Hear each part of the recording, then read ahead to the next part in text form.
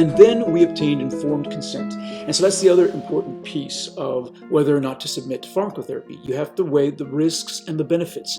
You have to see, well, what's the worst thing that can happen if I take this medication? And then what's the likelihood of that? Because if you look at the PDR, every medication has got 10 pages. It's this thick, and every side effect known to man that has ever been described practically is listed for every single medication, because in the 10 years that it took for the manufacturers to get FDA approval and all the studies that they conducted, there was always at least a couple of people who had a seizure or who developed some form of hypothyroidism. And so you'll see the incidence, and it goes on and on, pages and pages and pages. In real life, I can tell you that when I prescribe a certain medication, and I've prescribed it tens of thousands of times, I can tell you these things never happen.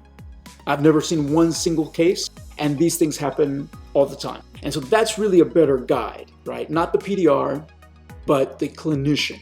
And if the clinician is experienced enough, then he or she can tell the patient, this is really what's likely to happen in terms of side effects and adverse effects, and we weigh those risks against the potential benefit of taking the medication. So we look at the severity of the condition, the severity of the symptoms, how many neurovegetative symptoms there are, how many physical manifestations of illness there are that cannot be controlled by simply taking a deep breath and deciding not to.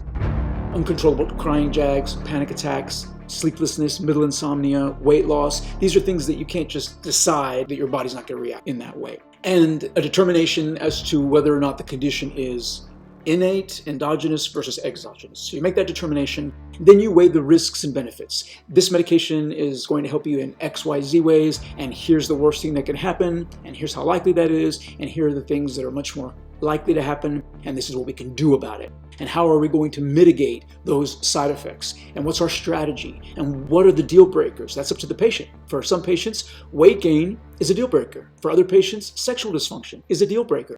And it depends on demographics, right? So my 92-year-old great-grandmother, sexual dysfunction is not going to be a deal breaker for that patient. But falling and breaking a hip for someone who's already frail and already has poor balance and has to use a walker, it depends on the patient.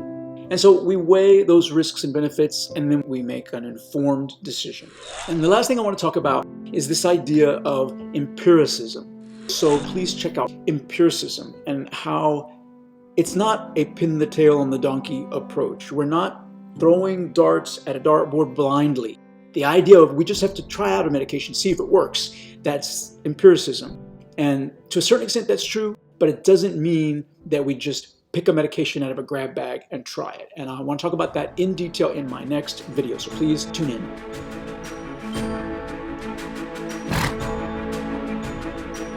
in.